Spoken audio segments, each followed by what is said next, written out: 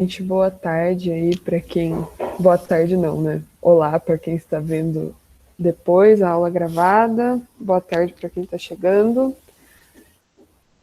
A aula de hoje vai ser uma passagem por alguns livros do Drummond, de poesia.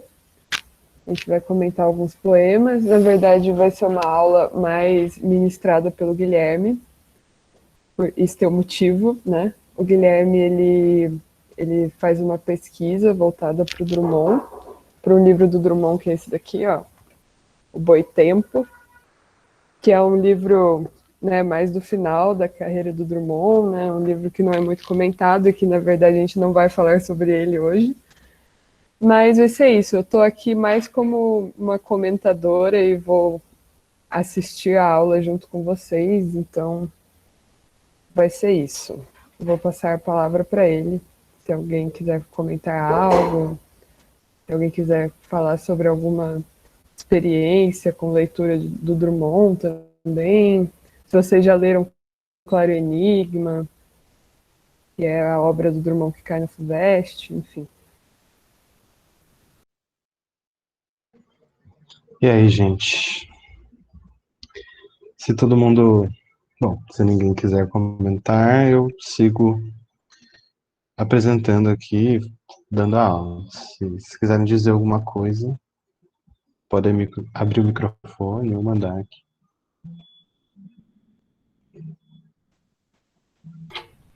Gosto muito dessa aula, quero que comece.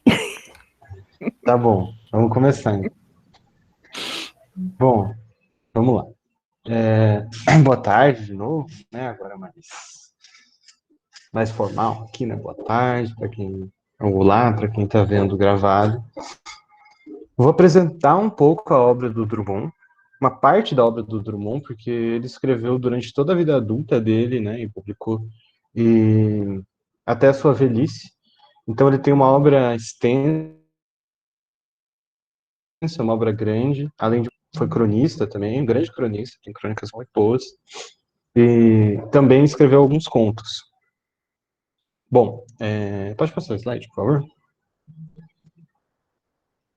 Começando um pouquinho pela biografia dele, Drummond, Carlos Drummond de Andrade, mais um Andrade. Mas ele não era parente de nenhum dos outros. Ele nasceu em 1902, na cidade de Itabira do Mato Dentro. Depois mudou de nome, foi chamado só Itabira.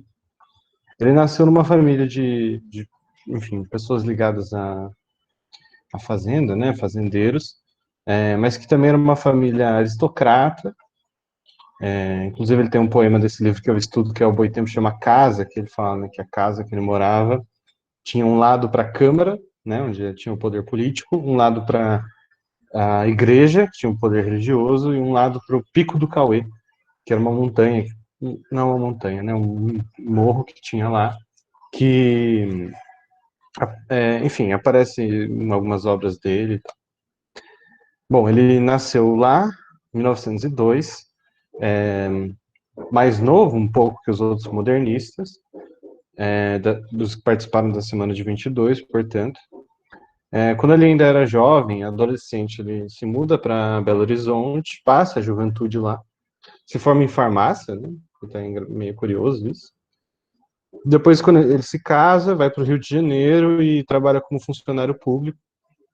Ele integra o Ministério da Educação, ali no período de Getúlio Vargas, e porque o ministro da Educação era amigo dele também, era o Capanema. Enfim, com todas as contradições que um poeta que escreveu tanta poesia social e que em vários momentos flertou com o socialismo pode ter sendo funcionário público no governo Vargas, vocês imaginam. E bom, aí ele viveu no Rio durante o resto da vida dele. Bom, pode passar mais um, por favor? Vou agora fazer uma apresentação rápida, tentar ser rápido, na verdade, sobre algumas, como chamar, linhas de força na obra do Drummond. Antes de mais nada, acho que é importante dizer também que o Drummond é um poeta que muita gente considera difícil. Eu mesmo, quando estava no colegial, estava no colégio, né, sofria, assim, para entender o que eram as poesias, assim, lia, eu ficava tipo, mas estou entendendo o que ele está falando. E realmente, assim, existe um grau de dificuldade, talvez mais alto do que alguns autores que a gente lê em prosa, ou mesmo o Manuel Bandeira, né, que a gente deu uma aula sobre ele. Mas eu acho que essa dificuldade, ela pode ser transposta e quando a gente consegue chegar mais perto, assim, entender melhor o que ele está falando, você vê que ele tem uma obra realmente muito interessante, uma obra que pode tocar a gente e que tem reflexões muito profundas sobre a poesia, sobre o Brasil, sobre a sociedade, sobre a consciência do sujeito, enfim. Eu levantei aqui algumas questões que são, digamos, de uma bibliografia mais tradicional sobre o Drummond, e que às vezes os cursinhos usam essa forma de apresentar ele. Eu, sinceramente, acho que de alguma forma isso é válido, mas prefiro sempre, como já disse, ler os poemas e comentar.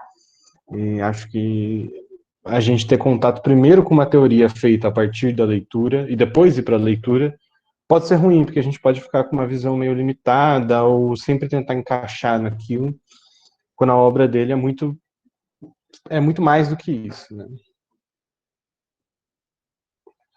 Bom, eu prefiro essa essa esse, essa ideia de inquietude na poesia do Drummond, porque eu acho que ela pode definir uma série de coisas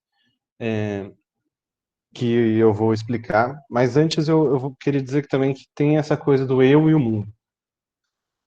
Um crítico chamado Afonso Romano de Santana, principalmente, que desenvolveu essa ideia, também o Antônio Cândido. Eles dizem que no início da obra do Drummond existia quase um nivelamento entre eu e o mundo, entre as primeiras obras entre os anos 30 até quase o começo dos anos 40, como se existissem fatos objetivos do mundo que pudessem ser colocados na poesia. Depois disso, quando ele escreve Sentimento do Mundo, principalmente, até talvez Fazendeiro do Ar, que é um livro também entre os anos 40 e o final dos anos 50, teria uma relação mais problemática entre eu e o mundo, mas que sempre vai ocorrer, na verdade, essa relação problemática. E aí existe essa ideia de eu maior que o mundo, né? Porque a poesia trataria mais do eu, ou eu nivelado com o mundo, ou eu menor que o mundo. E também tem uma relação entre o eu e a poesia, que ela também é problemática. Por isso que a ideia de inquietudes eu acho interessante. E aí eu vou tentar definir 4 temas, 4 áreas em que podem ser aplicadas essas inquietudes. A primeira é uma inquietude em relação a si mesmo, uma inquietude em relação ao eu do poema, né, que não é o autor. Apesar de, em muitos momentos, o eu, o autor, ele tem a ver com o eu da poesia. Né? E essa relação ela é marcada por uma auto-ironia, por uma autonegação, às vezes, e por uma culpa. É um sujeito muito culpado. Existe até uma expressão que é o eu todo retorcido, que está no poema dele, ou torto, sempre esse sujeito torto, que está deslocado, que está estranho, que estranha tanto a vida no campo quanto a vida na cidade, estranha a tudo, na verdade. Tem algum poema chamado Estrambote Melancólico, uma obra que eu não vou comentar aqui, que é o Fazendeiro do Ar, que ele fala: tenho horror, tenho pena de mim mesmo, tenho muitos outros sentimentos violentos. Então existe essa violência também em relação ao próprio sujeito. Né? A segunda é inquietude. Falei autonegação, sim. Isso. Você quer perguntar alguma coisa sobre isso ou era só para ver se você tinha pegado? Aliás, se eu estiver indo muito rápido, me avisem, tá? É que eu vou falar de vários livros, então eu tô meio... beleza. Vou seguindo.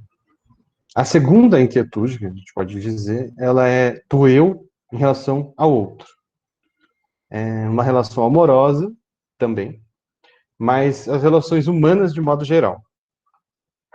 Elas passam por essa inquietude E elas são ou relações mecânicas, então as pessoas agem mecanicamente, né? Elas não agem de uma forma, poderíamos dizer, autêntica ou autoconsciente. Elas são relações tortas, em suma, elas são relações tortas, no mundo também torto. E vistas através de um eu retorcido. É estranho, é difícil de entender o que eu estou falando por enquanto, mas a gente vai ler os poemas, vai fazer mais sentido. E esse eu todo retorcido, que vê o mundo torto e relações humanas tortas, ou relações mecânicas, assim, isso desemboca na poesia social, porque essa visão do mundo torto faz com que ele veja, e o movimento do eu e o mundo, faz com que ele veja uma relação entre o sujeito e a sociedade que aparecem na poesia, e uma coisa determina a outra. Então, o sujeito determina a sociedade determina o sujeito, e assim a poesia social surge dentro do Drummond, muito dentro de uma poesia que fala de si mesmo, do sujeito, e ao mesmo tempo da sociedade. Um dos lados dessa poesia social, ela é voltada para a família, que é a terceira inquietude, a busca do passado, da família e da paisagem natal, de onde ele nasceu, nessa cidadezinha no interior de Minas Gerais, cidadezinha governada ainda por aristocratas rurais, de sociabilidade extremamente patriarcal,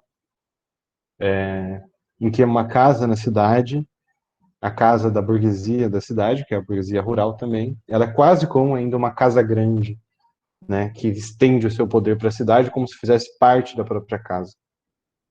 E quando o Drummond olha para esse passado da sua família, ele tenta explicar a si mesmo e algo que o cercava. Então também faz parte da lírica, da poesia, quer dizer, social dele. Nem sempre, mas em geral tem a ver com essa poesia social, esse olhar para a família, para o passado, enfim, para Minas Gerais. Eu posso citar alguns poemas de vários livros, isso aparece em vários livros.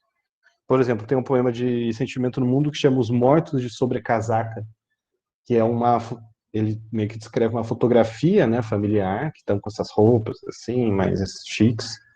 E aí ele tipo, ainda bem, ele diz algo como, ainda bem que eles estão mortos, e um verme está roendo a fotografia, então ele tem uma relação também bem dolorida com esse passado. Mas isso aparece em boa parte da obra dele, e é uma das linhas bem importantes. A quarta e última que eu vou colocar aqui é a inquietude em relação à própria poesia, é a inquietude em relação à linguagem e a inquietude em relação à possibilidade de comunicação. Porque o que é a poesia? O que ela comunica? Né? O que é a mensagem da poesia? E o que ela diz? Ela pode dizer alguma coisa? Ele se indaga sobre isso constantemente dentro dos poemas. E isso talvez ele seja, né, diz uma crítica, chama Yumna Maria Simon, ela diz que ele é o primeiro poeta brasileiro a colocar esse tipo de problemática na poesia, principalmente a partir de Rosa do Povo, mas já antes.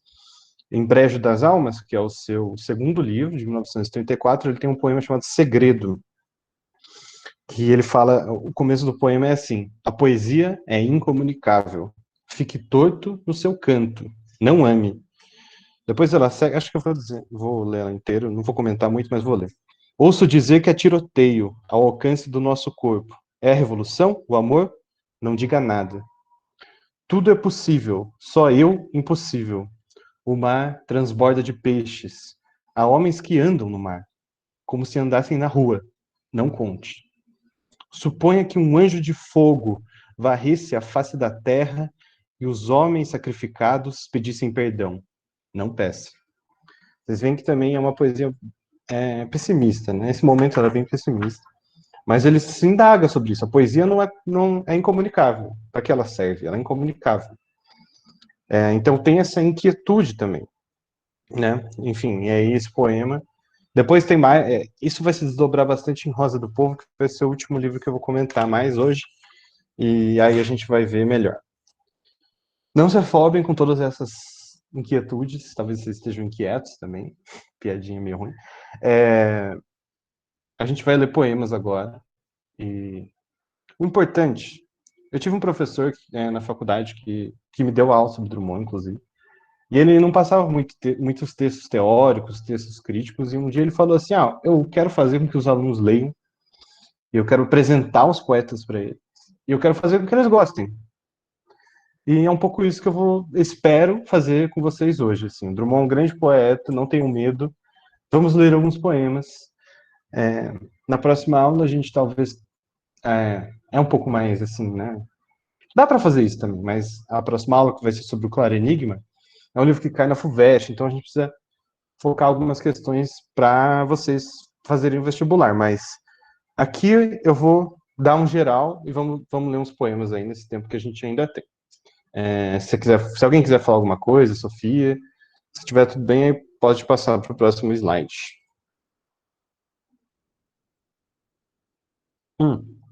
Esqueci que tinha esse antes. Só vou... Isso aqui, depois a gente vai postar lá. Aqui estão algumas das obras do Drummond, ele escreveu um monte de livro. Talvez as mais importantes. Aqui o estudo nem está aqui, né? O Boitempo, que é uma obra mais de velhice dele, mas aqui é difícil falar de tudo mesmo. Então, as que a gente vai ler hoje, eu vou falar delas aqui. Alguma poesia, primeiro livro, publicado em 1930, Brejo das Almas, 34, Sentimento do Mundo, em 1940, depois José, em 42, que é um livro curtinho, a gente quase não vai falar sobre ele, e aí Rosa do Povo, em 1945, em plena Segunda Guerra Mundial, que ele escreve esses poemas. Depois vem o Claro Enigma, que vai ser na próxima aula. Aí depois tem Fazendeiro do Ar, que ainda trata das questões familiares, como vocês podem imaginar. E aí Lição de Coisas, um livro mais experimental, um livro em que, segundo o Antônio Cândido, ele volta a fazer coisas parecidas com o que ele fazia nesses primeiros, antes da poesia mais social. Bom, agora sim, podemos ir para os poemas. Lira do Amor Romântico. Você me pegou, também não sei de qual livro é, não. Vou jogar aqui. Será que é do alguma poesia? Quer falar? Se quiser abrir o microfone e falar, Rafael. Bom,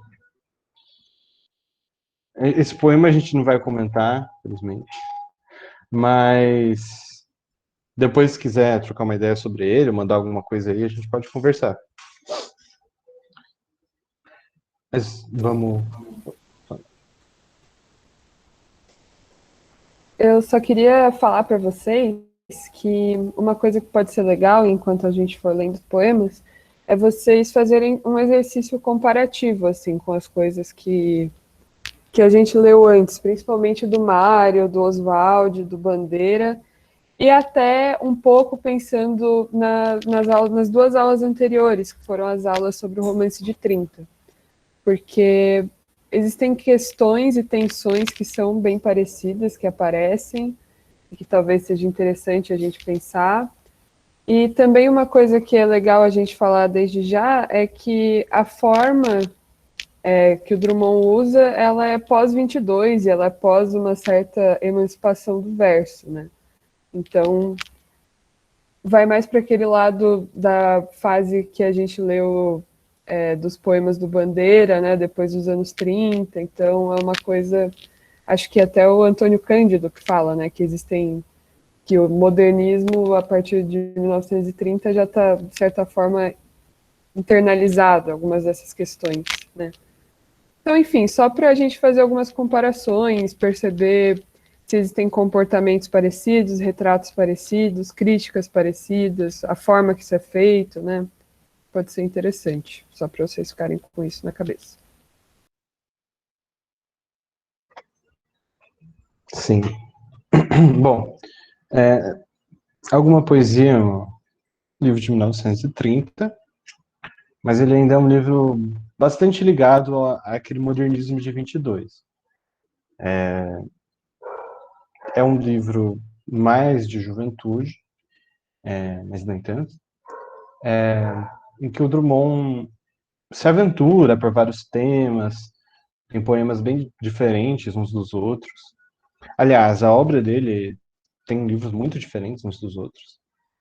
E é isso, é bem naquela ideia do modernismo, então o verso não é metrificado, né, ele não precisa ter rima, não tem formas fixas, e ele se multiplica, é um sujeito múltiplo que ele quer entender a vida moderna, ele quer entender como ele pode ser um em muitos, como a gente vai ver. Mas ele é sempre meio angustiado. Apesar de nesse livro não ser tanto. Assim. Mas vamos ler, então. O Poema de Sete Faces. Possível que vocês já tenham ouvido falar desse poema. Ele é bastante conhecido. É interessante que o Drummond ele faz isso também ao longo da poesia dele. Ele faz uma coisa meio dramática, assim, no sentido de teatro, né, teatral.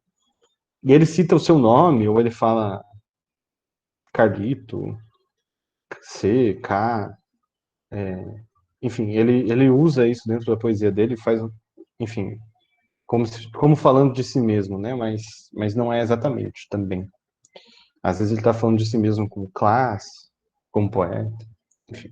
Vou ler o poema. Poema de Sete Faces. Quando nasci, um anjo torto, desses que vivem na sombra, disse: Vai, Carlos, se goste na vida. As casas espiam os homens que correm atrás de mulheres. A tarde talvez fosse azul, não houvesse tantos desejos. O bonde passa cheio de pernas, pernas brancas, pretas, amarelas. Para que tanta perna, meu Deus? Pergunta meu coração. Porém, meus olhos não perguntam nada. O homem atrás do bigode é sério, simples e forte. Quase não conversa. Tem poucos, raros amigos, o homem atrás dos óculos e do bigode. Meu Deus, por que me abandonastes? Se sabias que eu não era Deus? Se sabias que eu era fraco? Mundo, mundo, vasto mundo. Se eu me chamasse Raimundo, seria uma rima, não seria uma solução. Mundo, mundo, vasto mundo, mais vasto é meu coração. Eu não devia te dizer, mas essa lua, mas esse conhaque, botam a gente comovido como o diabo.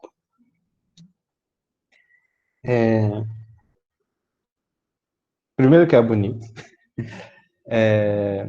Mas é um poema que cada estrofe, ela mostra uma faceta desse sujeito, que ao mesmo tempo ele espia, ele está olhando, assim como as casas, ele está olhando os outros, olhando as pernas, né? Ele tem um desejo sexual que fica meio contido, assim, na verdade ele se derrama, mas ao mesmo tempo ele é meio torto. Ele é gauche. Essa palavra é importante, né? Existem críticos que usam ela para falar da obra toda do Drummond. Gauche é uma palavra francesa que significa, se você falar que você é gauche, significa que você é deslocado, você está à esquerda, você não se encaixa bem, isso é ser gauche. Então vai, Carlos, ser gauche na vida. Né? Vai ser desencontrado, né? Você tá meio deslocado em tudo, né? Porque ele está deslocado na vida. E aí tem essa paisagem, uma coisa observando a outra. Ele, por exemplo, ele brinca com a coisa da forma da poesia, né? Uma coisa bem modernista, dizer mundo, mundo, vasto mundo. Se eu me chamasse Raimundo, seria uma rima, não seria uma solução. A rima não é mais uma solução para a poesia. Ela pode ser usada, como ela é aqui usada de uma forma irônica. Ele usa uma ironia, né? Mas, enfim, ela não tá aqui como uma rima, digamos, feita pelos poetas, sei lá, românticos ou anteriores que usariam rima pela rima. E aí, esse final do poema, né, também não devia te dizer, ele coloca um interlocutor, essa lua, esse conhaque, botam a gente comovido, feito o diabo. É um poema comovido, de alguém que olha o mundo de uma forma muito deslocada, que busca outras coisas. Talvez a tarde fosse azul, não houvesse tantos desejos, os desejos eles vêm, mas ele quer negar, e aí o Deus abandonou. Por que me abandonou, né? Também são palavras que têm a ver enfim, com a Bíblia, né? Jesus. Mas aí depois ele fala do diabo no final, se identificando mais com o diabo nesse caso. Bom, mas quer falar alguma coisa? Alguém quer comentar? Eu quero falar. Tem outra coisa que é interessante na poesia do Drummond, né? Como ele é mineiro, e Minas está sempre presente, né? Uma das coisas que ele recupera na poesia modernista dele é a poesia Árcade, né? O arcadismo, o século XVIII, que a gente acabou não falando aqui para vocês, especificamente sobre o século XVIII, a poesia do século XVIII, Tomás Antônio Gonzaga, Cláudio Manuel da Costa, tal, porque é uma coisa que não costuma cair muito nos vestibulares, mas é uma coisa que acaba formando o cânone, né, brasileiro, e inclusive a crítica até diz que é o que forma a nossa literatura, né, seria o primeiro círculo de escritores e tal, a se formar no Brasil, e que se forma em Minas Gerais, na região de Ouro Preto, Tiradentes, enfim, essas cidades, e que faz parte de um imaginário, né, e que, obviamente, também fazia parte desse imaginário das pessoas da época do Drummond e principalmente de uma pessoa que viveu num espaço comum a eles, né? E aqui ele cita, né? Mundo, mundo, vasto mundo, mais vasto é o meu coração, que ele retoma um dos versos uma das liras do Tomás Antônio Gonzaga, né? Que o Tomás Antônio Gonzaga ele faz os poemas para Marília, né? Marília de Dirceu. E o Tomás Antônio Gonzaga diz: Marília, o meu coração é maior que o mundo e onde tu mesma cabes, né? Então retoma um pouco essa ideia do coração maior que o mundo, que é uma imagem bem legal. É isso que eu queria dizer.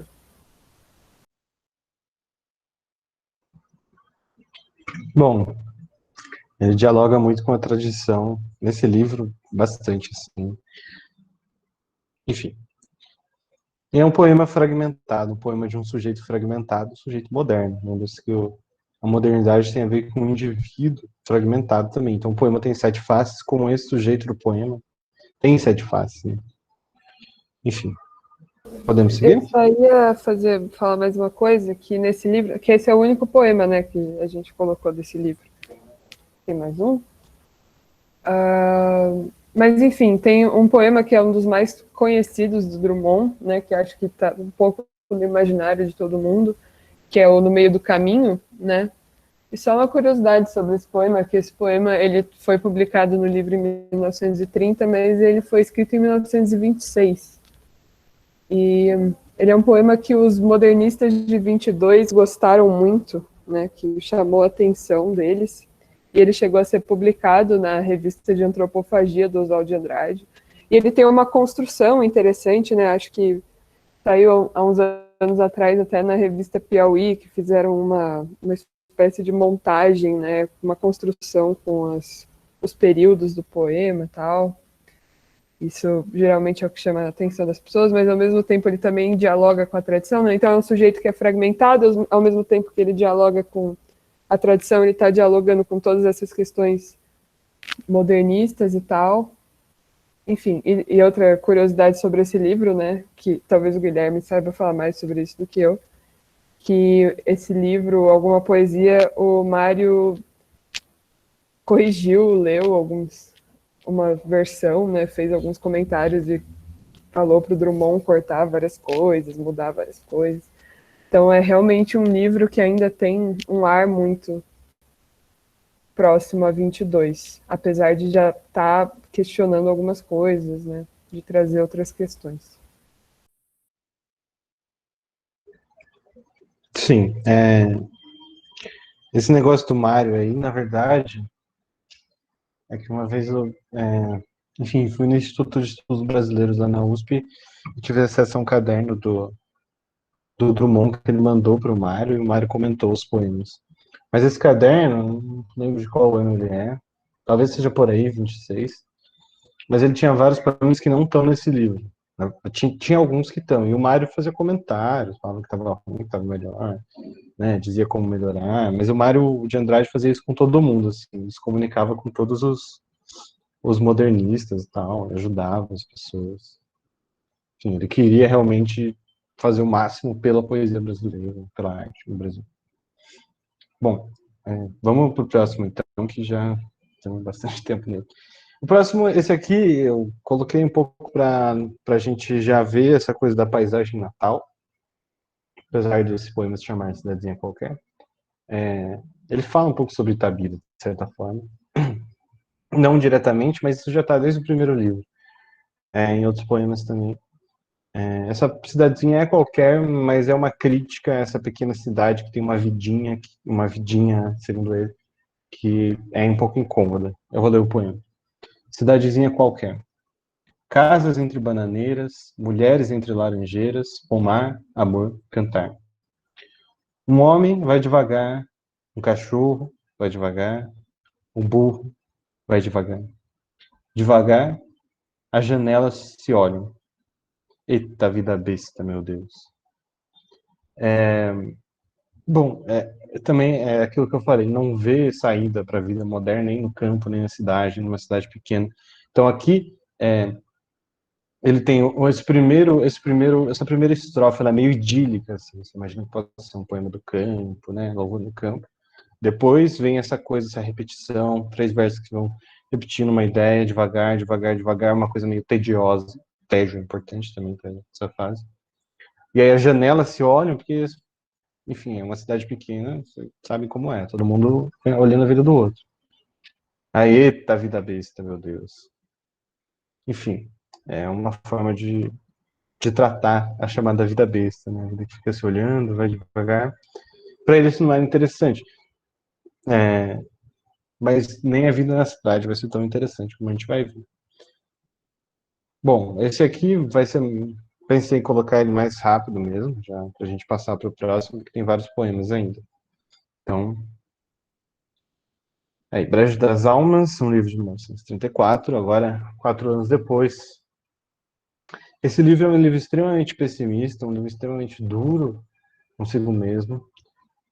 Até tem uma carta que o Drummond mandou para um crítico da época, escritor também, que ele estava muito mal, assim, buscando uma saída e tal, e ele, assim, não é uma fofoca dos críticos que diziam que o Drummond até estava pensando em suicídio nessa época, mas não, enfim, não sei se também isso é exagero, assim, mas enfim, é um período que o Drummond estava muito mal e ele estava tentando também, na poesia, tratar de temas como a culpa social e a violência e a cegueira da burguesia brasileira, a dificuldade de ser um intelectual dentro do Estado, como um funcionário público, para um governo com características autoritárias e fascistas.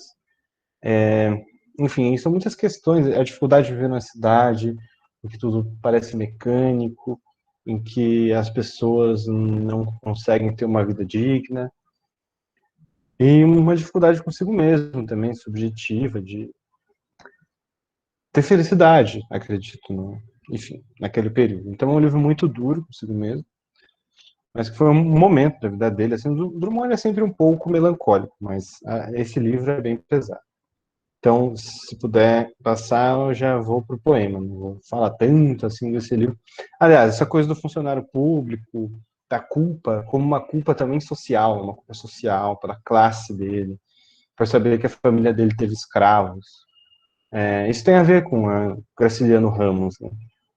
Aliás, é bem próximo à publicação desse livro do Angústia, em que e o Drummond fazia parte dessa mesma classe, que depois Fazendeiro do Ar é isso, né? O livro dele, Fazendeiro do Ar. É o fazendeiro que vai para a cidade, se torna funcionário público, trabalha com jornalismo, que é intelectual, vem de uma família da antiga burguesia rural brasileira. E, aliás, essa burguesia rural perdeu o poder político a partir dos anos 30, com o Getúlio Vargas chegando no poder. Então, tinha um monte de intelectuais que eram assim, e eles estavam sendo fazendeiros do ar, não eram mais fazendeiros. Não tinham mais tantas posses, muitos deles entraram em decadência. Então tem um pouco isso aqui. Eu vou ler esse poema, não vou comentar tanto, mas eu acho ele bem instigante, bem legal, interessante para a gente pensar. Esse é um dos poucos poemas mais sociais. Todos os poemas desse livro têm algo social. Mas esse é um poema mais diretamente social, que a gente pode ver que eu vou ler, então, chama Hino Nacional. Precisamos descobrir o Brasil. antes de continuar. Esse poema já é crítico do modernismo. Reparem essa ideia do Brasil aqui. Precisamos descobrir o Brasil, escondido atrás das florestas, com a água dos rios no meio. O Brasil está dormindo, coitado. Precisamos colonizar o Brasil. O que faremos importando francesas muito louras, de pele macia, alemãs gordas, russas nostálgicas para garçonetes dos restaurantes noturnos? E virão sírias fidelíssimas? Não convém desprezar as japonesas? Precisamos educar o Brasil. Compraremos professores e livros, assimilaremos finas culturas, abriremos dancings e subvencionaremos as elites. Cada brasileiro terá sua casa, com fogão e aquecedor elétricos, piscina, salão para conferências políticas. E cuidaremos do Estado técnico. Precisamos louvar o Brasil. Não é só um país sem igual. Nossas revoluções são bem maiores do que quaisquer outras. Nossos erros também.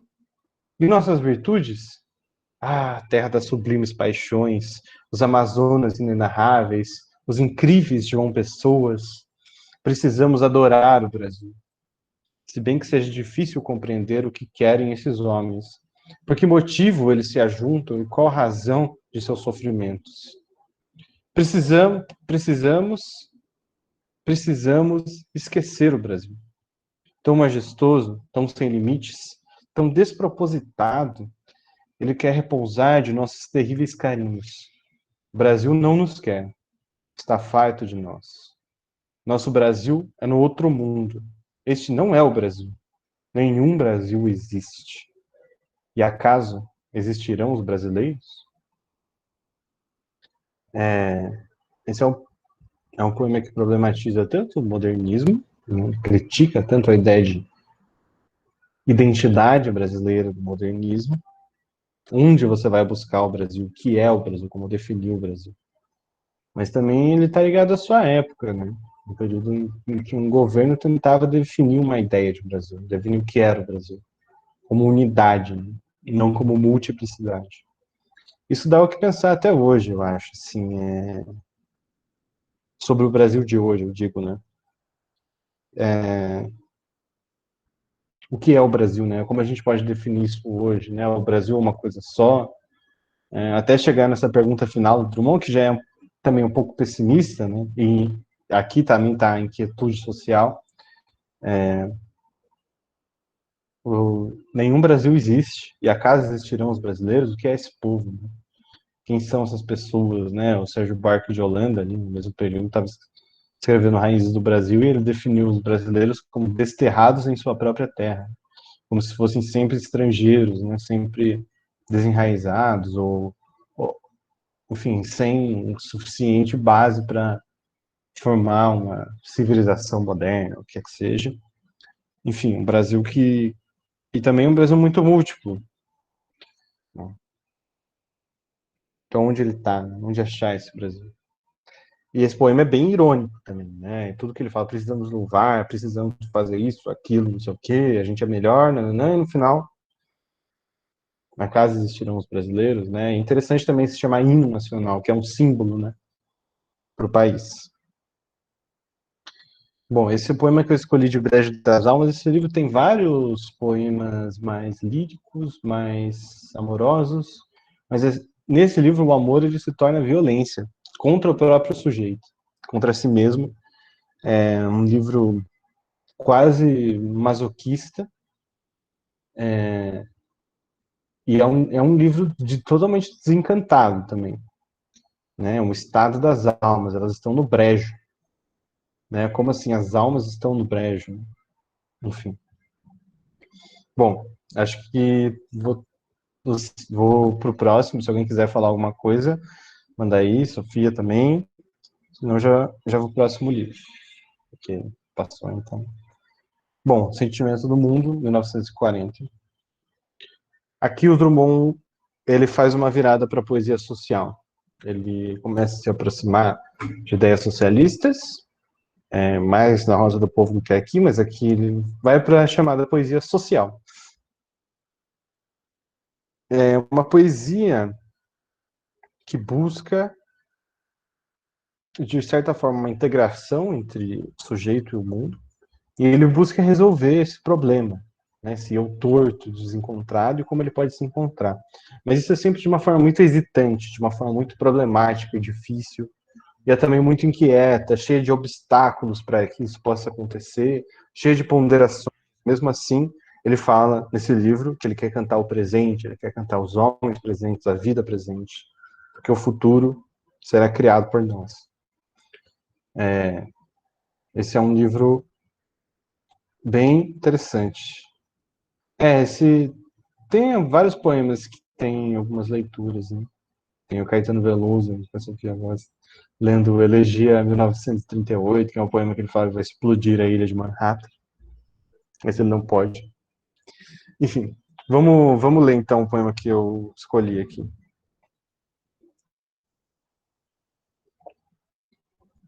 Tô pensando se eu pulo esse. Se você quiser que eu leia alguns também, você tá bebendo bastante água aí, não sei se você tá de boa. Opa. Tô de boa, mas se quiser ler. Tá, pode ser. Lê esse então. E logo em seguida, se quiser já ler o outro, daí eu vou comentar os dois juntos. Que eles estão em seguida no livro e eles têm alguma conexão. Então a gente comenta eles juntos. Tá bom. Operário do mar. Na rua passa um operário. Como vai firme, não tem blusa. No conto, no drama, no discurso político, a dor do operário está na blusa azul, de pano grosso, nas mãos grossas, nos pés enormes, nos desconfortos enormes. Esse é um homem comum, apenas mais escuro que os outros, e com uma significação estranha no corpo, que carrega desígnios e segredos. Para onde vai ele, pisando assim tão firme? Não sei. A fábrica ficou lá atrás. Adiante é só o campo, com algumas árvores, o grande anúncio de gasolina americana e os fios, os fios, os fios. O operário não lhe sobra tempo de perceber que eles levam e trazem mensagens que contam da Rússia, do Araguaia, dos Estados Unidos.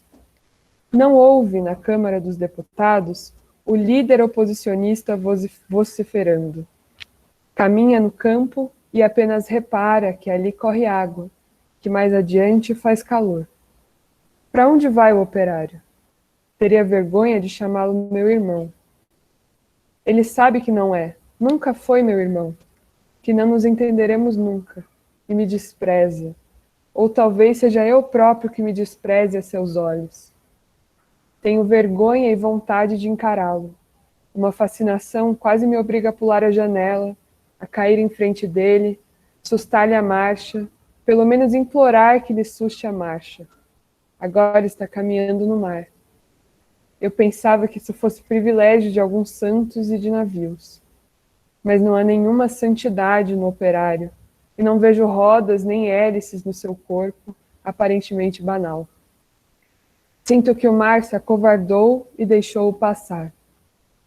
Onde estão nossos exercícios que não, onde estão nossos exércitos que não impediram o milagre?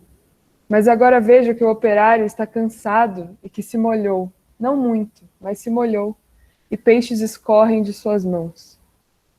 Vejo que solta e me dirige um sorriso úmido. A palidez e confusão do seu rosto são a própria tarde que se decompõe. Daqui a um minuto será noite e estaremos irremediavelmente separados pelas circunstâncias atmosféricas. Eu em terra firme, ele no meio do mar. Único e precário agente de ligação entre nós, seu sorriso, cada vez mais frio, atravessa as grandes massas líquidas, choca-se contra as formações salinas, as fortalezas da costa, as medusas, atravessa tudo e vem beijar-me o rosto, trazer-me uma esperança de compreensão. Sim, quem sabe se um dia o compreenderei.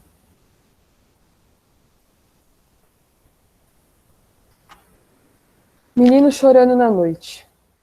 Na noite lenta e morna, morta noite sem ruído, um menino chora. o choro atrás da parede, a luz atrás da vidraça, perdem-se na sombra dos passos abafados, das vozes extenuadas. E, no entanto, se ouve o rumor da gota de remédio caindo na colher. Um menino chora na noite, atrás da parede, atrás da rua. Longe um menino chora, em outra cidade talvez um outro mundo. E vejo a mão que levanta a colher, enquanto a outra sustenta a cabeça, e vejo o fio oleoso que escorre pelo queixo do menino. Escorre pela rua, escorre pela cidade. Um fio apenas. E não há ninguém mais no mundo a não ser esse menino chorando.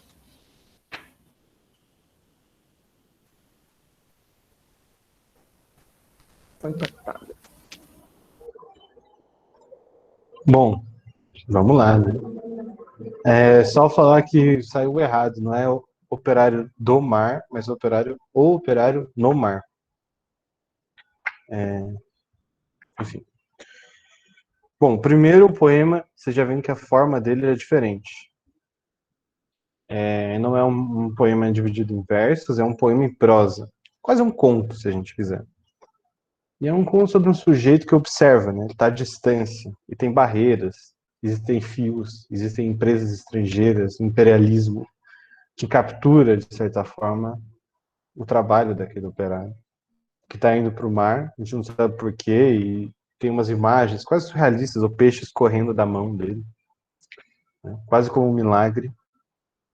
Mas ao mesmo tempo, então existe essa coisa um pouco surreal, mas ao mesmo tempo um registro realista. E o que eu queria comentar mais sobre esse poema é essa distância que é sublinhada pelo Drummond a todo tempo entre a posição social do intelectual, do poeta, e a dos operários. De forma que ele faz uma poesia social que adere, de certa forma, a ideias, né, mais progressistas, né, se quisermos assim, mas sem se colocar na voz desse operário, ressaltando os obstáculos para a aproximação, e, e é uma poesia que não é também panfletária. Então é uma poesia social, enfim, diferente do que alguns tentaram no período, né? Vários que foram esquecidos, inclusive. E aí, em relação ao Menino Chorando na Noite, aqui existe a integração. Ela se faz por uma imagem mais simbólica do que realista. Ele começa bem realista, tipo, a noite lenta, morna, morta, noite sem ruído. E aí é como se um menino chorasse atrás de uma parede, não sabe aonde, né? E aí, quando já escuta o rumor da gota do remédio caindo na colher, é como se isso já sai um pouco desse realismo e se torna uma coisa um pouco mais simbólica. E aí isso é complementado, né? Atrás da parede, atrás da rua, longe, outra cidade, outro mundo. Né? Então, uma coisa mais específica se torna geral. E isso é desdobrado para o mundo. Existe também uma ideia de que o menino está doente, ele está tomando um remédio, mas ele pode estar estando em qualquer lugar. Isso meio que contamina a ideia do mundo, é como se o mundo também estivesse doente. O menino e o mundo estão doentes, né? A ideia do mundo caduco, que está aí também. O mundo está caduco, ele não está acompanhando o tempo. Ele está doente, né? E existe um remédio, né, aqui, que o remédio cai um fio oleoso pelo queixo do menino, desse remédio, e que une tudo. Eles correm pela cidade. Ele é só um fio, ele é frágil. Mas ele escorre pela cidade. E ele faz a integração dos sujeitos. A integração desse sujeito que fala com esse menino que está doente, com esse mundo que está doente. Então, o primeiro poema ele tinha uma hesitação em relação ao operário. Aqui existem obstáculos, tudo é muito frágil, mas é uma integração buscada e conseguida através de uma certa, primeiro, empatia com o choro do menino, e depois com esse remédio, que viria a curar o menino e o mundo, a um só tempo. Esse é o sentimento do mundo. o título já dá uma ideia, né, do que, para onde ele está indo, né? Então ele tenta fazer uma lírica que se expanda, né? Que pegue o mundo todo, mas que ao mesmo tempo seja individual, seja sentimental e fale da consciência dos sujeitos. Bom, acho que tá bom, acho que é isso. Vamos passar para o próximo, porque estamos acabando o nosso tempo. Temos só mais um livro para comentar, além de um trecho de um poema do José. Não sei se alguém quer falar alguma coisa. A Sofia já mudou aí, acho que. Bom, vou comentar esse poema aqui rapidinho, e aí a gente pode fazer uma pausa se alguém quiser falar algo. Esse poema se chama O Lutador, tá nesse livro José, que é um livro bem curtinho, né? E aqui eu coloquei só um trechinho dele, que aqui vocês veem mais a indagação do sujeito em relação à possibilidade da poesia comunicar, e a possibilidade da poesia ter efeito no mundo, e a possibilidade de lutar com a poesia, né? Essa luta social também. Lutar com palavras é a luta mais vã. Entanto lutamos, mal rompe amanhã. São muitas as palavras, eu pouco. Esse poema, ele vai passando uma descrição de uma luta corporal do sujeito com as palavras, que tenta, é a luta mais vã, é a luta mais frágil, talvez é a menor das lutas, mas é que ele procura e que ele faz o possível com isso. É uma luta corporal com as palavras nesse poema. É bem interessante. Talvez a gente se sinta um pouco assim hoje também, né? A gente tenta lutar com as palavras, né? E não é fácil, né? Às vezes dá uma sensação de impotência. E é um pouco isso também em relação à poesia, só que ele faz também tem essa inquietude em que a forma poética ela é capaz de comunicar alguma coisa. Como a gente vai ver em Rosa do Povo, ele diz: posso, sem armas, revoltar-me? Se eu quero fazer uma revolução, se eu quero mudar a sociedade, eu posso fazer isso sem armas? Qual o papel da poesia aí? Enfim, e aí, assim, eu penso em passarmos para a Rosa do Povo. Já são 5 horas. Se vocês topam ficar uns 10 minutinhos a mais, ou vocês preferem que eu acabe? Sim, topo. Bom, hoje a gente também começou um pouquinho mais atrasado. Bom, Sim. eu vou fazer. Vai ser relativamente rápido. Só que eu vou ler um poema meio longo. Mas os comentários vão ser rápidos. Então, gente, por favor, se vocês tiverem que ir, tudo bem, mas se puderem ficar, vai ser legal. Bom, vamos para o último livro de hoje, então, A Rosa do Povo. Comentário interessante que essa ideia de rosa, né, é uma imagem clichê da poesia, usada principalmente para lírica amorosa, poesia de amor romântico. Sim, esse livro é... Ah, sim, esse livro A Márcia Aprende Amando é de crônicas? Até confundo, são tantos livros. Enfim, bom, a rosa... Aparece várias rosas ao longo da vida do Drummond, mas a Rosa do Povo é essa ideia da lírica, né, que é uma imagem da mulher, da poesia amorosa em geral, que ele transforma em uma coisa social, né, o que é a Rosa do Povo.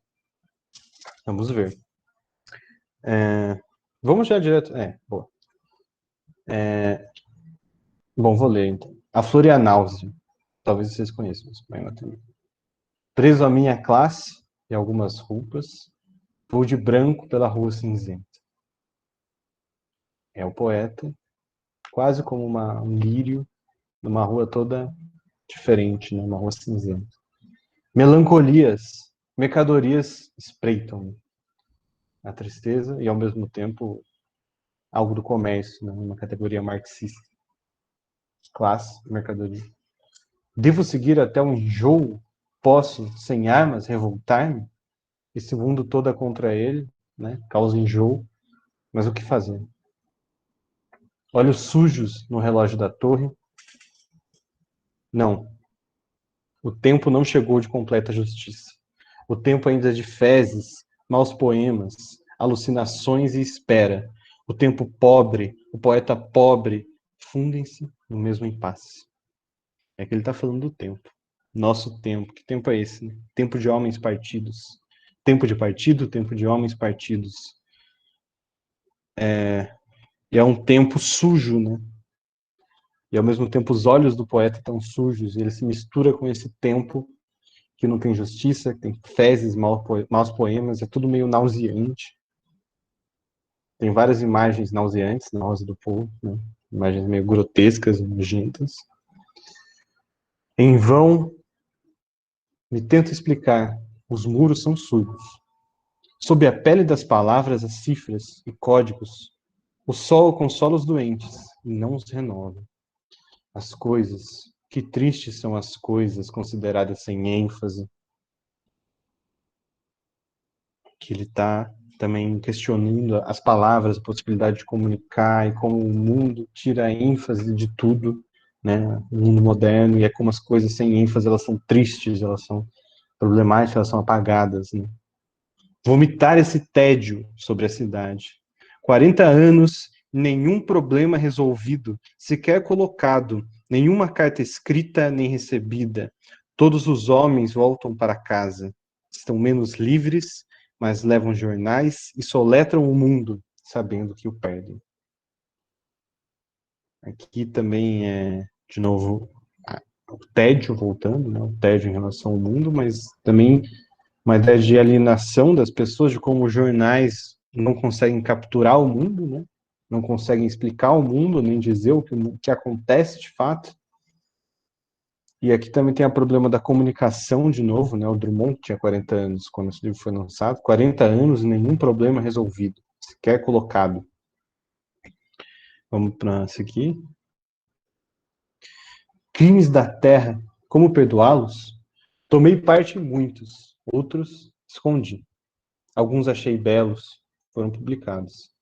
Crimes suaves, que ajudam a viver. Ação diária de erro distribuída em casa. Os ferozes padeiros do mal, os ferozes leiteiros do mal. Aqui ele fala um pouco também de si mesmo, né? Desse fato de ser gauche, de ser torto, de ser deslocado. E os crimes da terra também são os crimes da sua família, mas também são os crimes do Brasil, né? Como perdoar esses crimes? Ele escreveu, achou belos, escreveu poemas, né? Mas também é um problema achar belos. Enfim. Pôr fogo em tudo, inclusive em mim. Ao menino de 1918 chamavam anarquista, porém meu ódio é o melhor de mim. Com ele me salvo e dou a poucos uma esperança mínima. Aqui ele fala de si mesmo.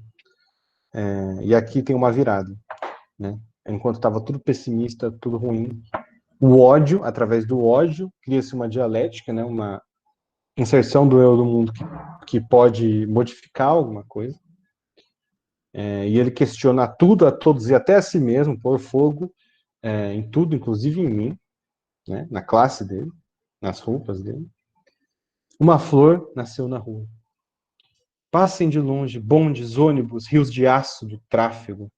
Uma flor, ainda desbotada, ilude a polícia. Rompe o asfalto. Faça um completo silêncio. Paralisem os negócios. Garanto que uma flor nasceu. Aqui é a ênfase fundamental do poema, a imagem da flor, com uma imagem revolucionária, né, dessa lírica social que rompe o asfalto, atravessa o obstáculo e surge em meio a esse mundo caótico, né? E aqui dá essa virada no poema. Sua cor não se percebe. Suas pétalas não se abrem. Seu nome não está nos livros. É feia, mas é uma flor. Mas é realmente uma flor. Ela é descrita negativamente, né? Uma flor que não tem nenhum atributo de flor. Mas ela é uma flor. E ela nasceu no asfalto. Um lugar não propício para ela, né? Ela rompeu o asfalto para poder nascer. Sinto-me no chão da capital do país às 5 horas da tarde e lentamente passo a mão nessa forma insegura.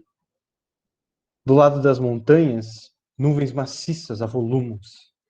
Pequenos pontos brancos movem-se no mar. Galinhas em pânico. É feia, mas é uma flor. Furou o asfalto, o tédio, o nojo e o ódio. A flor é insegura e pequena, em contraste com imagens enormes. Ela é frágil, ela é insegura. Ela é uma forma insegura, como a forma da poesia, que também é insegura. Mas ela surgiu no asfalto. Essa imagem da lírica social revolucionária do Drummond. A Rosa do Povo talvez seja o livro mais complexo dessa aula que eu mesmo falei, apesar de ter lido esse poema. É um livro que questiona realmente a tudo e a todos, e a si mesmo, e a poesia. E é um livro que tem muitos poemas longos, que também não dariam para ler. Mas eu vou terminar a aula, se vocês me permitem ainda mais 3 minutinhos aqui, dizendo que nesse livro ele começa com alguns poemas de indagação da própria poesia. Então ele diz, por exemplo, não faça versos sobre acontecimentos, não faças poesia com o corpo, não me revele teus sentimentos. A poesia é definida negativamente, de forma geral. Mas aí ele tem uma ideia de poesia que é colocada ali, eu quero terminar a aula com isso. Pode passar, por favor. É o último slide. Bom, esse trecho está num poema chamado Procura da Poesia, que, enfim, ele se indaga sobre a forma poética, onde está aí, o que é essa forma que ele está buscando. E é uma mensagem para a gente agora, mas, enfim, é uma mensagem que ele passa para os seus leitores também. Né? A gente precisa ter calma, porque nesse momento também esse livro ele gerou também uma certa reação também de alguns leitores mais conservadores. Então, ele diz um pouco antes daí, ele diz, tem paciência, convive com teus poemas antes de escrevê-los. Está falando para si mesmo, mas para os outros que estão lendo. Tem paciência se obscuros, calma se te provocam.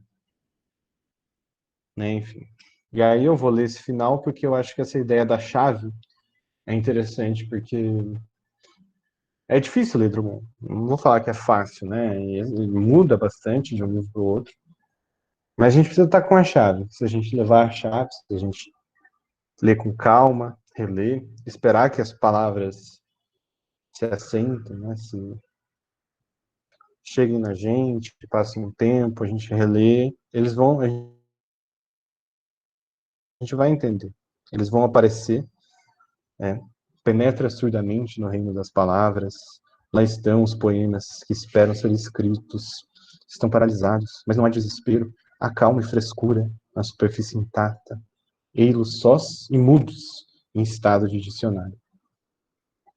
Ele usa, às vezes, palavras comuns, usa, às vezes, temas comuns, mas ele vê isso, mas sempre parece novo quando ele diz essas coisas. E a gente precisa dessa chave, que é a poesia, que é um outro ritmo, que é uma outra forma de ver o mundo, e é uma outra forma de se colocar perante o mundo e se questionar, né, enquanto sujeito, enquanto posição social, e enquanto o que a gente pode comunicar.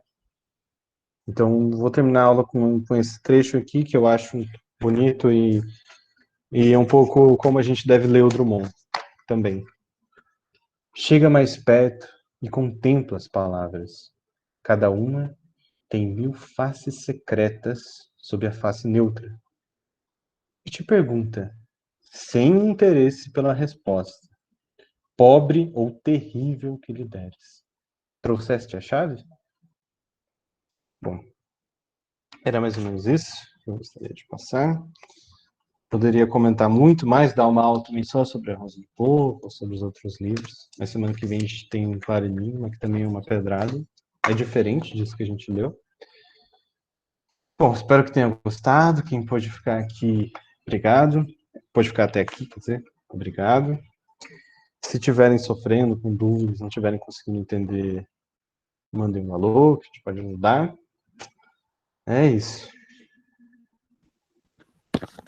Obrigada, professor. Eu queria saber